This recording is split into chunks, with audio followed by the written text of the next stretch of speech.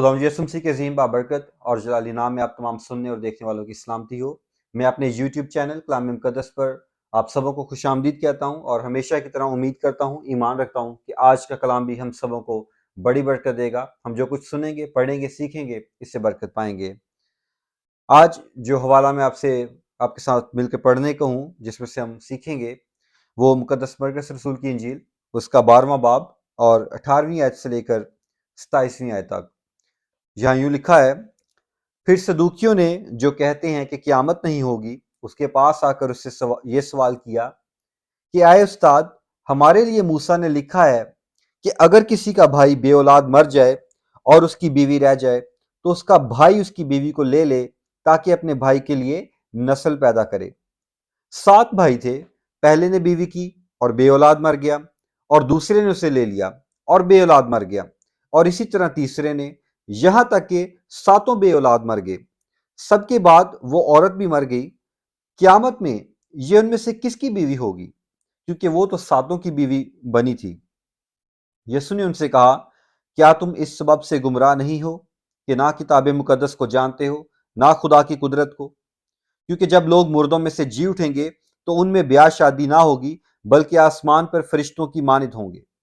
मगर इस बारे में कि मुर्दे जी उठते हैं, क्या तुमने मूसा की किताब में झाड़ी के जिक्र में नहीं पढ़ा कि खुदा ने उससे कहा कि मैं अब्राहम का खुदा और इसहाक का खुदा और याकूब का खुदा हूं। वो तो मुर्दों का खुदा नहीं बल्कि जिंदों का है। बस तुम बड़े गुमराह हो। पाकलाम के पढ़े और सुने जाने पर खुदा की बरकत हो। आमीन। खुदा का शुक्र करते हैं इस खूबसूरत पाकलाम के लिए। तो अजीजों, आज जिस टॉपिक पे मैं बात करने को हूँ, शायद आपके ज़हन में होगा कि वो सदूकियों के बारे में है, या क़यामत के बारे में है, या उस सवाल के बारे में है जो सदूकियों ने खुदा यीशु मसीह से किया कि वो जो औरत है वो क़यामत में किसकी बीवी होगी। बिल्कुल भी नहीं, इन तीनों में टॉपिक्स में से किसी पे हम बात नहीं आज करेंगे। आज जो हमारा टॉपिक है वो 24वीं आयत है जो हमने पढ़ी है, जिसमें खुदा यीशु मसीह ने उनसे कहा, क्या तुम इस सबब से गुमराह नहीं हो कि ना किताब मुकद्दस को जानते हो, ना खुदा की कुदरत को?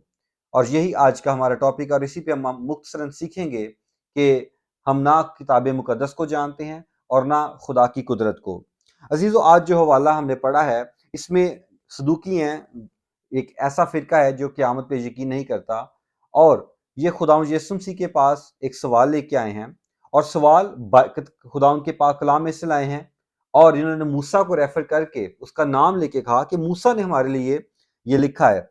और खुदावंद यीशु मसीह को अब वो आजमाने के लिए आए हैं, खुदावंद यीशु मसीह को टेस्ट करने के लिए आए हैं, और खुदावंद के पाक कलाम में ही से वो खुदावंद से सवाल कर रहे हैं कि ऐसा ऐसा अगर हो जाए तो क्या होगा। यानी उन्होंने कहा कि अगर एक शख्स है, अगर वो बे औलाद मर जाए, तो मूसा ने उसके लिए लिखा है कि उसका भाई उसकी बीवी को ले ले और उसमें से नस्ल पैदा करे।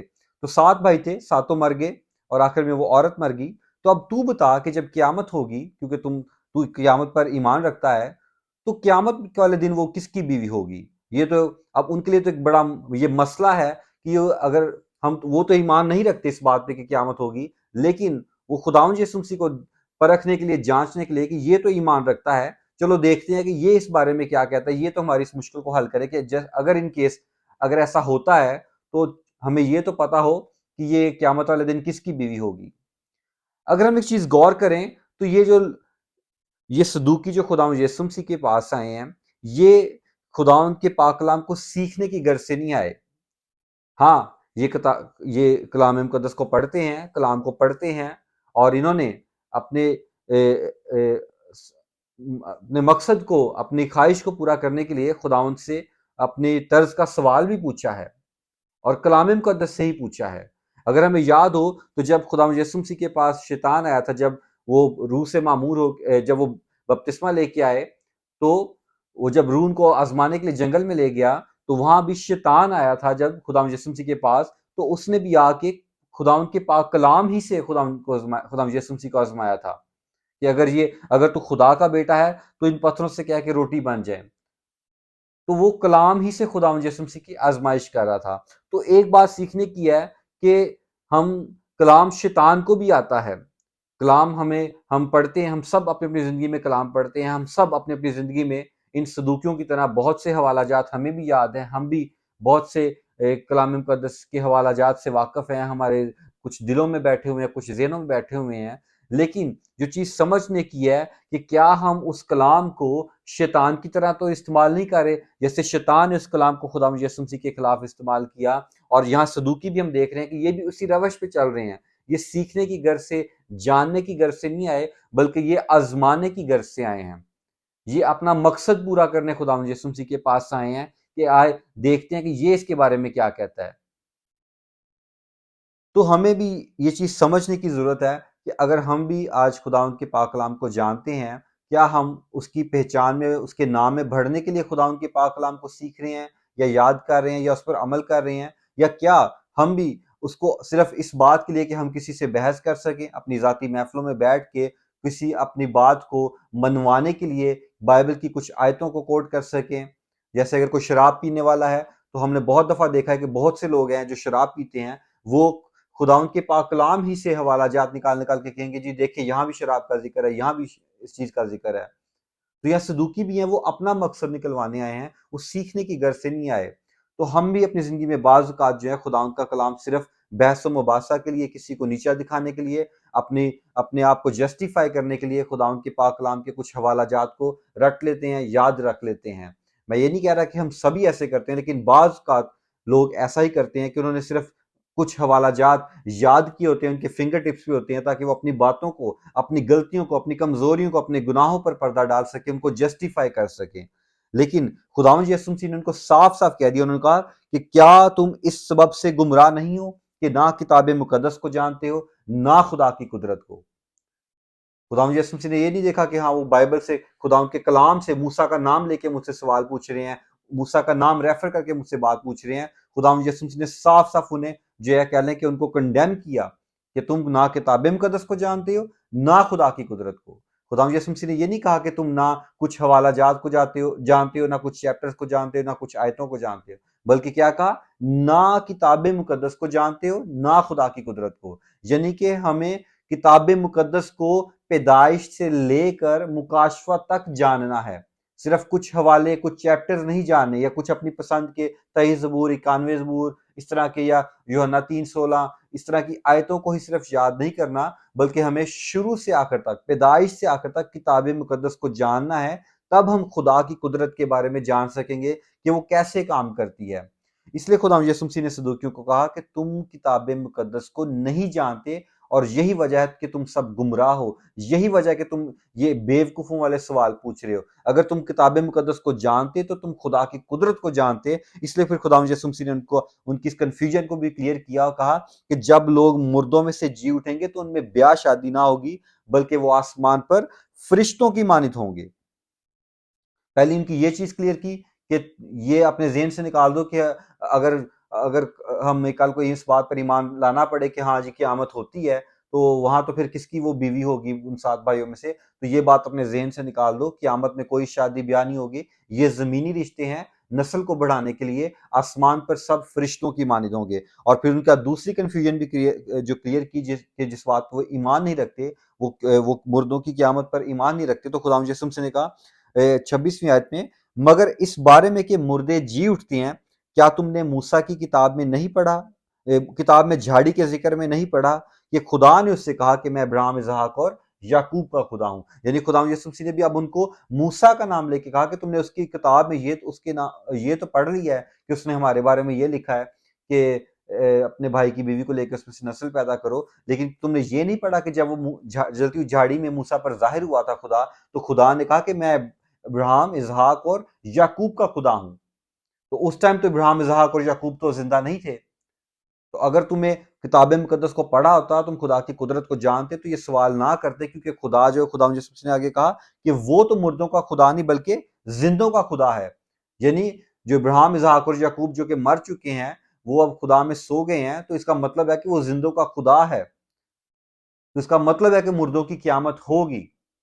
तो अगर तुमने ये बात पढ़ी है, तो तुम ये भी अगर पढ़ते और अकल से, समझ से पढ़ते, तो तुम्हें इस बात का पता होता कि वो मुर्दों का नहीं बल्कि जिंदों का खुदा है। और फिर खुदा यीशु मसीह ने आखिर में कहा कि बस तुम बड़े गुमराह हो, बस तुम बड़े गुमराह हो। और गुमराह क्यों? क्योंकि तुम ना किताब मुकद्दस को जानते हो और ना खुदा की कुदरत को। آج بھی ہمارے پاس ہم دیکھتے ہیں کہ بعض اوقات لوگ جو ہیں وہ خادموں سے یا لوگوں سے اس طرح کے سوال کرتے ہیں، موسٹلی سیکھنے کی غرض سے نہیں، صرف بحث کے لیے، اپنے ذاتی مقصد کو پورا کرنے کے لیے، اپنے گناہوں غلطیوں کو جسٹیفائی کرنے کے لیے، کہ ہم خدا کی نظر میں سچے ثابت ہو جائیں کہ ہم نے کسی کو جو ہے وہ لاجواب کر دیا ہے، کہ ہم نے ایسا سوال کیا کہ اس کے پاس جواب نہیں تھا۔ وہ صرف اس لیے پوچھتے ہیں کہ اپنی کمزوریوں پہ، اپنے گناہوں پہ، اپنی غلطیوں پہ پردہ ڈال سکیں، ان صدوقیوں کی طرح۔